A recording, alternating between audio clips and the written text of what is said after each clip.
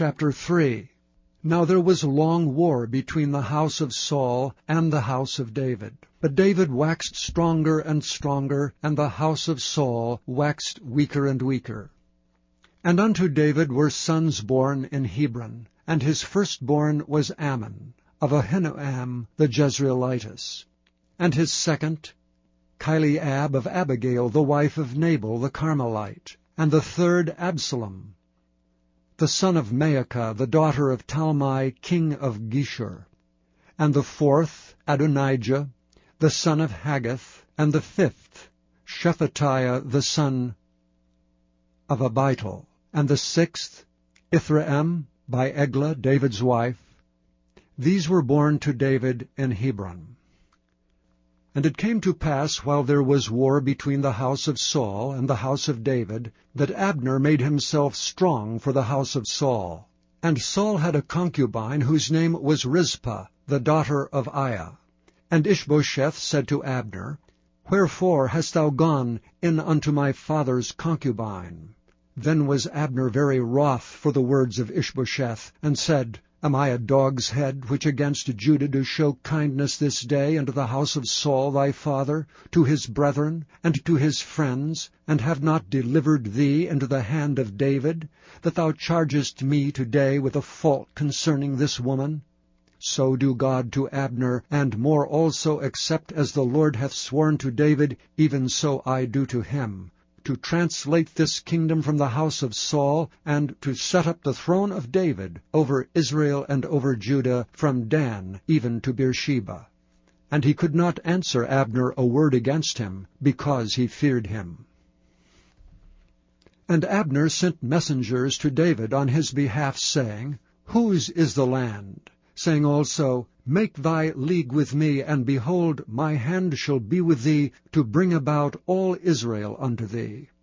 And he said, Well, I will make a league with thee, but one thing I require of thee, that is, that thou shalt not see my face, except thou first bring Michal, Saul's daughter, when thou comest to see my face. And David sent messengers to Ishbosheth, Saul's son, saying, Deliver me my wife Michal, which I espoused to me for 100 foreskins of the Philistines. And Ishbosheth sent, and took her from her husband, even from Phaltiel the son of Laish. And her husband went with her along, weeping behind her, to Bahurim. Then said Abner unto him, Go, return. And he returned. And Abner had communication with the elders of Israel, saying, Ye sought for David in times past to be king over you. Now then do it. For the Lord hath spoken of David, saying, By the hand of my servant David I will save my people Israel out of the hand of the Philistines, and out of the hand of all their enemies.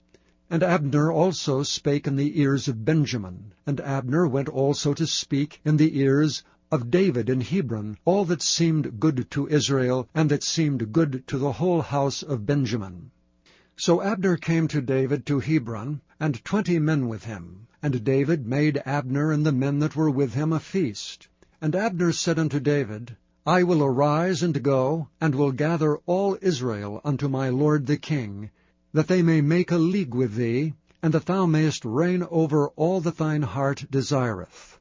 And David sent Abner away, and he went in peace. And behold, the servants of David and Joab came from pursuing a troop, and brought in a great spoil with them. But Abner was not with David in Hebron, for he had sent him away, and he was gone in peace.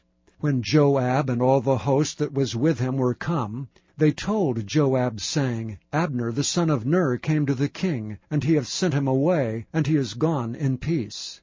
Then Joab came to the king, and said, What hast thou done? Behold, Abner came unto thee. Why is it that thou hast sent him away, and he is quite gone?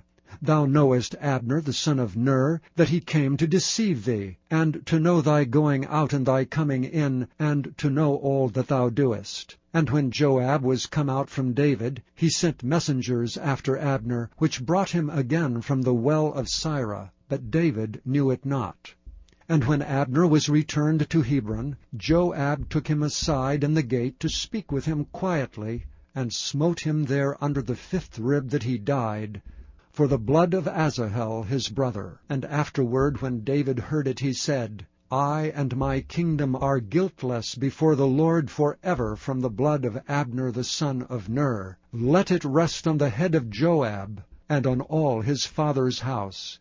And let there not fail from the house of Joab one that hath an issue, or that is a leper, or that leaneth on a staff, or that falleth on the sword, or that lacketh bread. So Joab and Abishai his brothers slew Abner, because he had slain their brother Asahel at Gibeon in the battle. And David said to Joab and to all the people that were with him, Rend your clothes, and gird you with sackcloth, and mourn before Abner. And King David himself followed the bier. And they buried Abner in Hebron, and the king lifted up his voice, and wept at the grave of Abner. And all the people wept. And the king lamented over Abner, and said, Died Abner as a fool dieth? Thy hands were not bound, nor thy feet put into fetters. As a man falleth before wicked men, so fellest thou. And all the people wept again over him. And when all the people came to cause David to eat meat while it was yet day, David sware, saying, So do God to me, and more also, if I taste bread or aught else till the sun be down. And all the people took notice of it, and it pleased them, as whatsoever the king did pleased all the people. For all the people and all Israel understood that day that it was not of the king to slay Abner the son of Ner. And the king said unto his servants, Know ye not that there is a prince and a great man fallen this day in Israel? And I am this day weak, though anointed king, and these men, the sons of Zeruiah, be too hard for me. The Lord shall reward the doer of evil according to his wickedness.